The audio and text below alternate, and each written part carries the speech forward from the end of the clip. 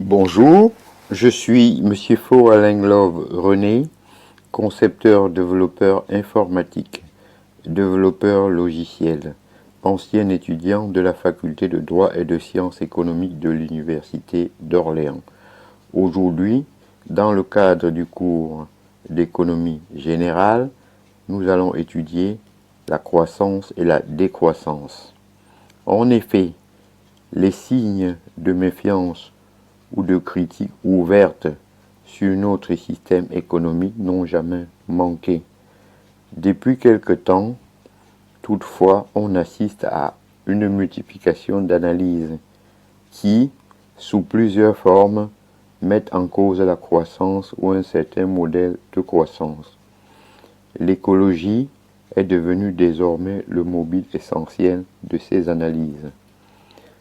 La référence qui s'impose est celle de Nicolas Georgescu-Roegen, 1906-1994, mathématicien, économiste roumain émigré aux États-Unis et père de la bioéconomie.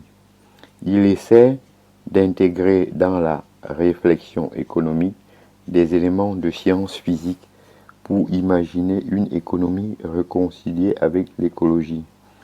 Son cheval de bataille est la deuxième loi de la thermodynamique, l'entropie.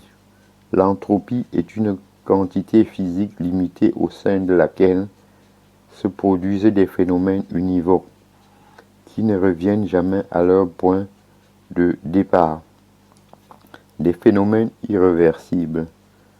Georgescu-Roegen considère qu'une croissance économique sans limite est tout simplement incompatible avec le principe d'entropie.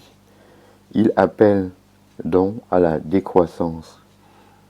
En opposition avec ces approches, quelque peu malthusiennes, bon nombre d'économistes considèrent que l'homme dispose de ressources potentielles illimitées à l'échelle humaine et que le problème de leur utilisation est de nature technique.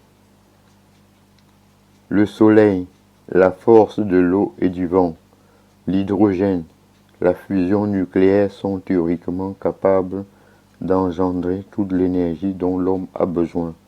Même chose pour la nourriture. Les spectres qui s'agitent autour de l'état de la planète, réchauffement, couche d'ozone, problème de l'eau, remettent régulièrement sur le devant de la scène le problème fondamental de la croissance. Le catastrophisme ambiant pourrait même remettre à la mode cette aberration qu'est le malthusianisme et justifier même l'injustifiable que des hommes meurent de faim. Le vrai problème de la croissance n'est pas celui de sa soutenabilité, mais celui de ses modalités. Il ne s'agit pas de savoir si la croissance est soutenable, mais comment elle se fait et au profit de qui.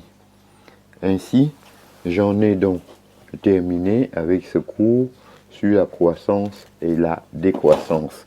Je vous en remercie.